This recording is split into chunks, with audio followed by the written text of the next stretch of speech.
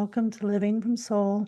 I'm your host, Nina Hendricks, and I'd like to share my awakening experience with you so that you understand where living from soul comes from, and hopefully, maybe it'll stir a remembrance or an awakening in you too.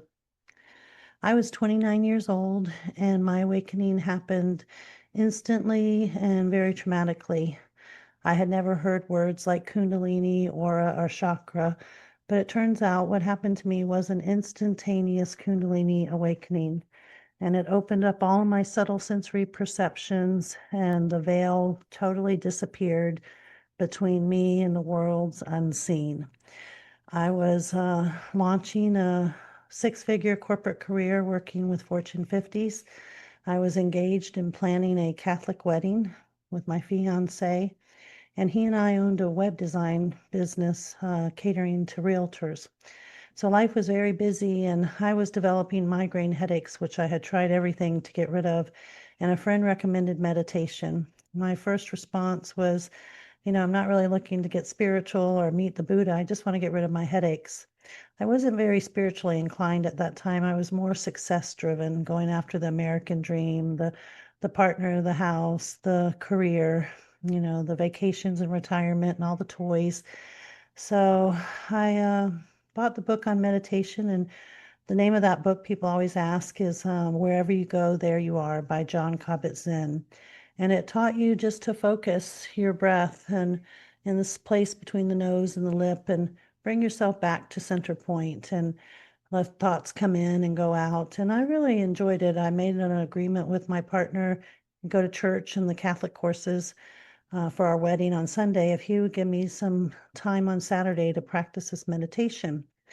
The Catholic priest wasn't too happy about it. Father Friendly said that I would get cursed or struck for practicing Eastern mysticism because it tries to teach us that we are God ourselves. So my partner didn't really want me reading this book, but he agreed, and I just kind of kept it quiet and did my Saturday thing. And I got into a great place and loved to meditate, and the headaches went away. And then a trauma hit my family. My older brother, my hero in my life, was diagnosed with a terminal illness. And I went out on the balcony, third floor, looking over a nature preserve, and same place I meditate every Saturday. I started to cry, and I grabbed my journal and I wrote an angry letter to God. And I said, "Are you there? Are you on vacation or something? There's a lot of people suffering down here." I started thinking every member of my family was going through something, whether it was health or finance or romance or addiction and inflictions of all kinds. And I said, if there's really a benevolent, loving God, what are you doing? Are you on vacation or something? Help these people. And if you're not going to help my family, please tell me what to do to help them. So I put the letter aside and I cried. And as I was crying and getting more and more emotional, I had the thought, maybe I should try that meditation technique and to calm myself. So I started to consciously breathe. And all of a sudden, I felt electrical heat explode at my tailbone, and it went up my spine like a volcano erupting hot lava. And it just was clicking vertebrae into place. And as it came up through my torso, all my underbelly vulnerability came up, the pains of my life and my heart space, all the heartache up through my neck, and it shot out my brow and put me unconscious on the ground, knocked me out of the chair I was in. And I couldn't move, but I could sense. And all of a sudden, I was becoming overwhelmed with this peaceful feeling that I had never felt before. And I could see through my eyes these light beings coming and helping move pain out of my body. And I kept hearing this voice saying, "Don't be afraid, this is a gift." And I also kept hearing that voice say, "Do you want to help your family? Do you want to help your family?" So I figured out later that I was unconscious for about 45 minutes before my partner came home and the door slammed, and he found me on the floor and shook me awake. And as I opened my eyes, I saw through the sight for the first time, and everything was energy. He was energy, all different kinds of energy gathered together, the trees, the sky, the clouds, the lake, looking in the house, all the furniture, everything was energy. It was just gathered together in different formulas and vibrating to different frequencies. And I had this question, what is this? And as soon as the question surfaced in my consciousness, the answer came as a knowing that this is the source of life, of creation that's flowing through all things. Some people call it universal energy or chi or God or the creative life force creator. And the feeling of complete oneness with it, the feeling of knowing that it's benevolent and loving and caring was just overwhelming to me. But at that time, I noticed my partner's energy had all these dark storm clouds brewing in front of him. And the more concerned he became, the darker the storms. And he also had light beings behind him. And I could see what I now know as his chakras and meridians and the blueprints of our different layers of consciousness. And so I couldn't speak. I was inundated and I couldn't say a thing, but he was wanting to know what happened to me. And he said I was burning up and my eyes were completely dilated. And he ran me a cold bath and helped me get up and get in. And then he went back to the patio and found the book and the journal where I had written the nasty letter to God and brought it in, quite upset with me, and reading it aloud, and then turned the page and said, "What's this? Who was here? Who wrote this? It's not your handwriting." And it turns out that somehow when I was unconscious, that a letter was written back. And on the third floor balcony, no one able to get through the locked doors of our home or up over the railing, somehow a letter was written to me that said that, do you want to help your family? Well, live heal your own life first and live as an example to them. That's how the letter started. Do you want to help your family? Heal your own life first and live as an example to them.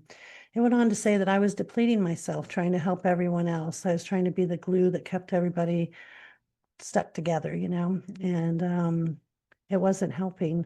I was just exhausting myself. And so the letter went on to say that I chose my parents and my tumultuous childhood so that I would cultivate compassion, and that one day people would sit with me and tell me their stories, and I would be able to authentically empathize and cultivate compassion and understanding for them. And the letter ended saying that I was here to bring awakening to humanity and that I would eventually write books and help people awaken and evolve and ascend. So this was all Greek to me and to him. And now more than ever, he thought I needed an exorcism from Father Friendly and I needed to get to the church as quick as we can. But I didn't feel afraid, and I felt that this was not God striking me or a punishment, but a gift. And I didn't completely understand it, but that voice that told me not to be afraid, I could still feel it. And so that day after day of seeing this way and feeling everybody's pain and seeing everybody's storm clouds, it eventually I couldn't handle it, and I just became a recluse and didn't want to go out or see anyone. And I lost my job, my career, my partnership, my engagement, my wedding. My friends and colleagues that didn't understand me thought I was talking to spirits or something. So I moved to the beach to be alone. And after months of ordering food and not seeing anyone and living like a hermit, I thought, I can't live this life. And this voice continuing to tell me it's a gift. I said, I want to regift it. Give it to someone who wants it. I don't want to be a freak of nature. I don't want to see all this stuff. I just want to go back. Put me back in the box and let me go back to my little cushy life, corporate life. And I heard that voice say very clearly to me, I was walking up and down the shore of the beach and threatening to walk in and never come back out if I had to keep living like this. And the voice said to me, you have not been given the sight to see shadows. You've been given the sight to see light. And so, I thought maybe I'm not doing it right. Maybe I need to adjust the lens or, look half empty, half full, somehow different. And so I walked into Rockaway's Grill on Clearwater Beach. That's where I was born and raised. And um, I picked a man in the corner. Now, I would not have even been able to enter the door before this because I'd feel the wave of everybody's pain. but I had a new resilience inside of me, a new lens to see. I can use this sight to see light and not run from these shadows. So I went and I picked a man in the back corner and zoomed in on him and his big pain, big storm clouds. He was bald, tattoo head, leather vest, spiked jewelry, chain wallet, very tumultuous storm clouds in front of him. And I kept looking and saying, internally echoing, use the sight to see the light. And his storm clouds started making their way across the room. And he was looking at me like, what you looking at? And they got about halfway across the room and they stopped. And then they started to retract and rescind. And they went back to him. And they circulated around him and came back into formation at his core.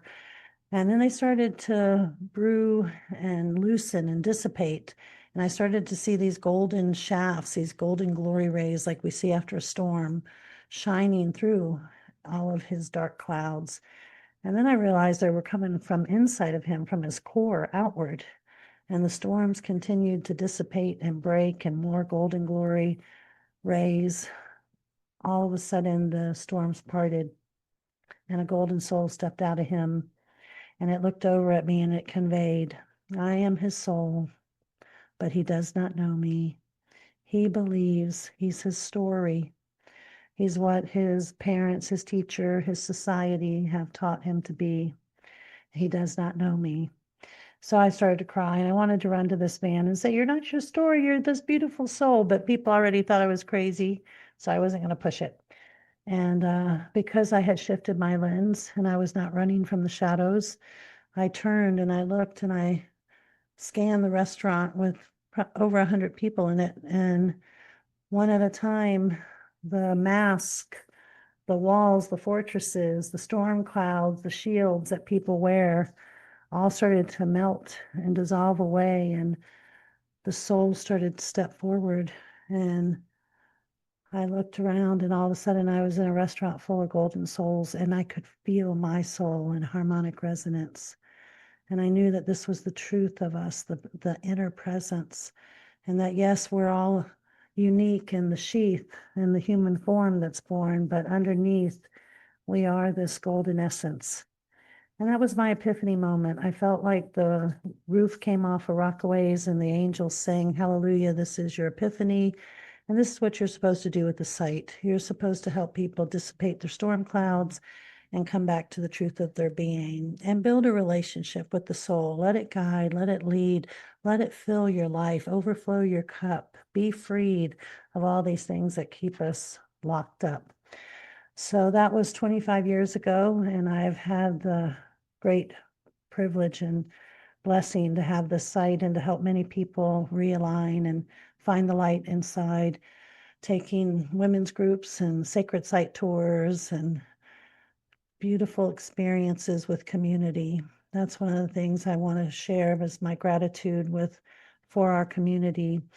I was not wanting to put my gift out there publicly, so I purposely kind of flew under the radar and built intimate communities in Florida, the Caribbean, St. Thomas, St. John, Water Island, and Asheville in Northern California, Humboldt County. And I traveled seasonally working in those 4 areas.